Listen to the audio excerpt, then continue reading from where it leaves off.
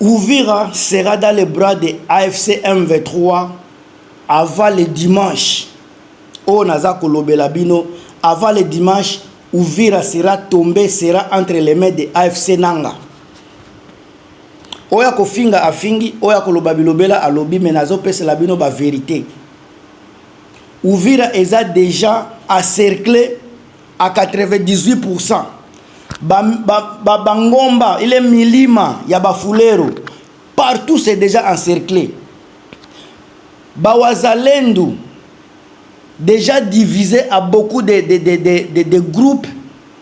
90% ya groupe Bawazalendo, bazo kota déjà na AFC Nanga.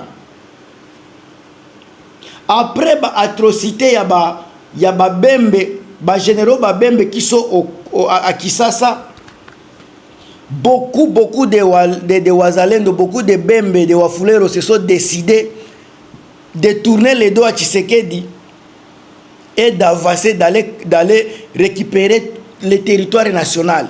Alors naza koloba eza blagité. Bomoni déjà na sud Kivu ndenge guerre sika ebandi efungami ba fro efungami place nyonso. Ba Wazalendo oyo bazalaki ko tia makelele ba neutraliser bango, bamboka ba village ebele eza déjà nani entouré et pas ba M23 ba cerclé, renforcement déjà ya M23 ezo salema. AFC Nanga ba komisika na po ya ko avancer pona ko récupérer Uvira et puis po bakota na Kalemi. Bande konangai oboza na Kalemi. Boboza na nini pardon na Uvira. Boyoki déjà bato AFC ba militaire ya M23 baza ko tina message. Bino ba militaire ya FARDC oboza na posa ya ko vivre.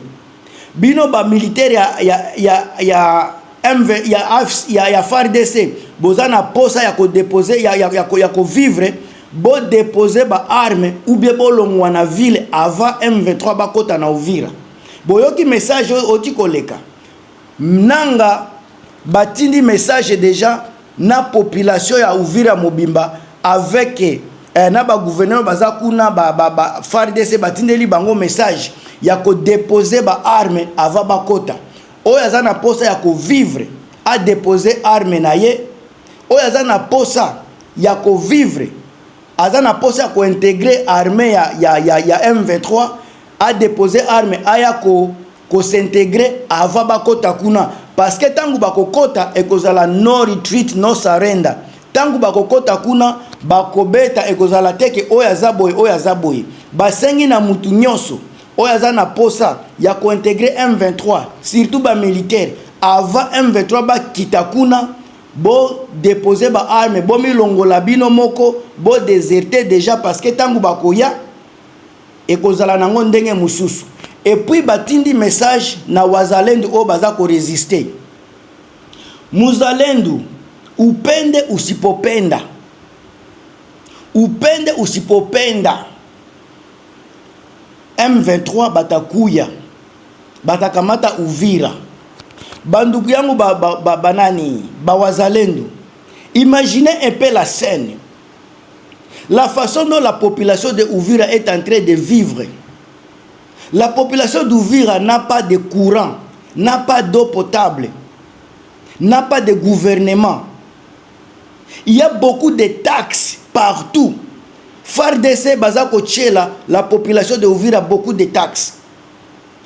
Wazalendo bazako tchaba taxes. Ndeko Wazalendo, les gens qui sont à Uvira, ce sont vos frères, vos sœurs, ce sont vos mamans, vos papas. Ces gens-là sont en train de souffrir. Mwangalie ma taxe ile biko na lipa kila siku ba taxe. Botala ba taxe oyo bandeko na bino ya Uvira baza kofuta. Ces gens-là ne travaillent pas. Bale bato batumikake. Mutu ende ujisha kitu kusoko taxe. Aende huku mabariere na mabariere. Shere Wazalendo, jua nini muko na tesa bandugu yenu? Pourquoi muko na maltraiter banduku yenu Uvira? Banduku yenu biko na kufa. Wazalendo, mufungule macho. Mufungule macho. Itakia kuwa trop tard. Ngwani baulize. Arme ganenye muko nayo yenye inaweza fanya guerre pendant 1 mois na muko napata ravitaillement. M23 biko na ravitaillement. MONUSCO yo benye banasema il y a aucune armée qui peut arrêter M23 s'ils veulent aller à Kinshasa. Donc ils sont bien équipés, ils sont bien armés, ils ont tout pour récupérer Uvira. Mais avec l'amour de Dieu, bande konanga ya Uvira, babembe, bafulero, bande konanga ya bafulero, babembe.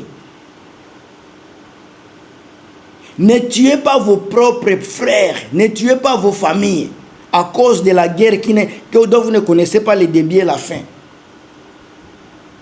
N'oubliez pas que nous, comme force négative, vous êtes des forces négatives. À un moment donné, communauté internationale, tant que vous benga, bako senga makambo pa Tshisekedi, Tshisekedi va vous nier, il va vous honner, il va vous rejeter. Parce que vous avez force négative, vous avez reconnu na armée te. Si ka lelo Tshisekedi azako armée bino, vous avez bana mike, batu bazako kufa ebele bandeko. Boko zoua problème un jour. Et puis à part cela, tant que vous allez dans kufa, c'est vous qui mourrez.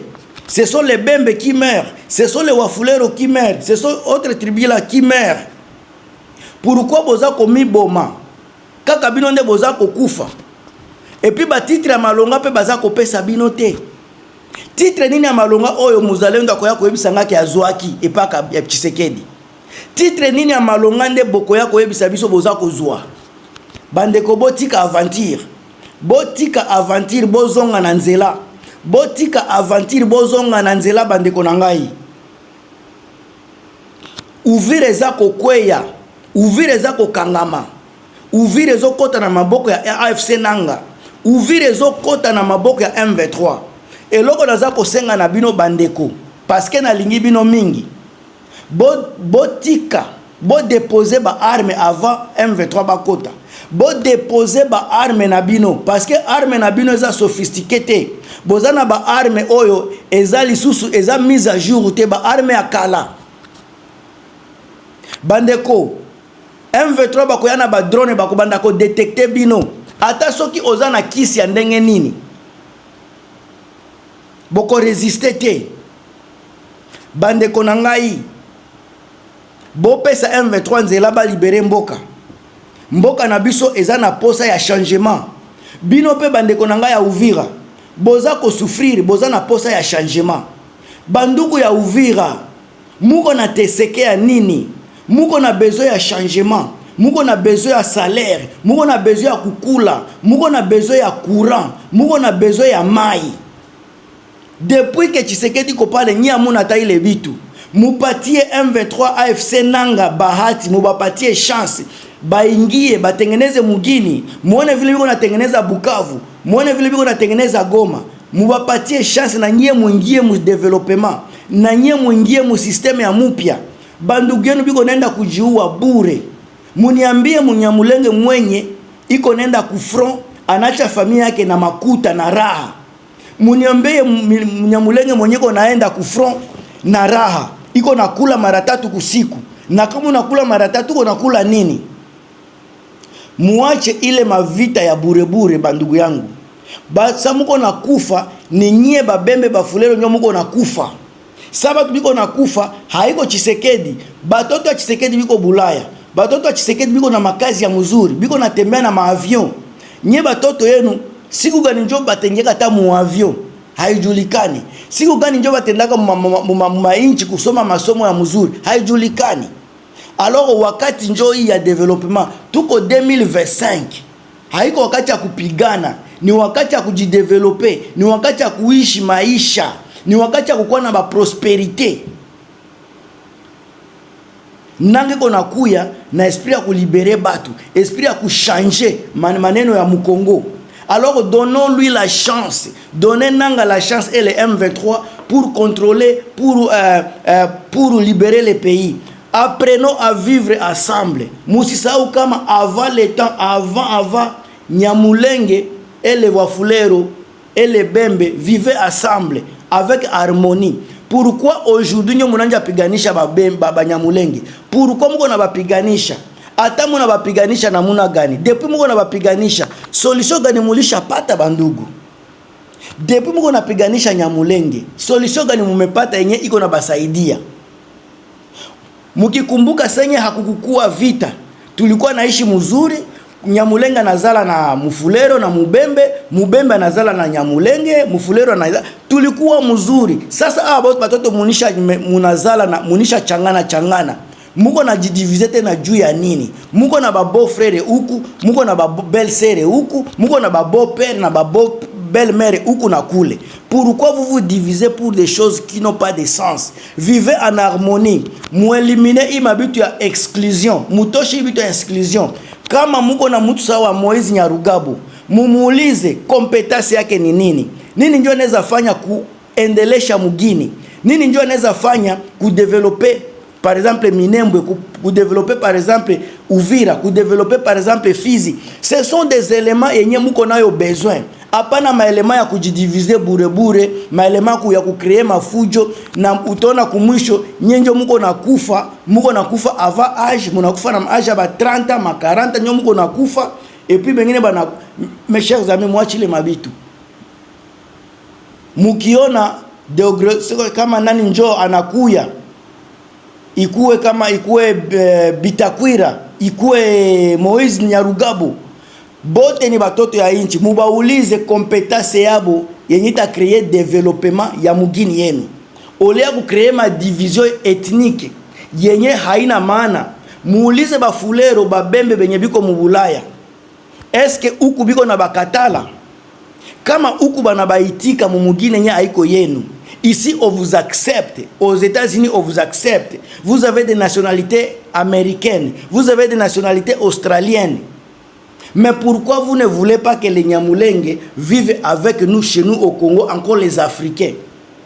Il y a quelque chose qui ne bouge pas, qui bouge dans nos têtes. Ngana sali po devina nga. Uvira déjà na maboko yananga. Dimanche avant dimanche oyo, les autres oza mercredi, avant dimanche, Uvira kokweya. Uvira kokweya. Bande konanga bocha ba commentaire na bino, on est là, on est ensemble. On continue toujours avec les analyses d'unité nationale, les analyses de la compétence. Yango tozanango. On se revoit à très bientôt dans 4 éléments misusu kaka. On est là. Partagez, commentez, abonnez-vous. À plus.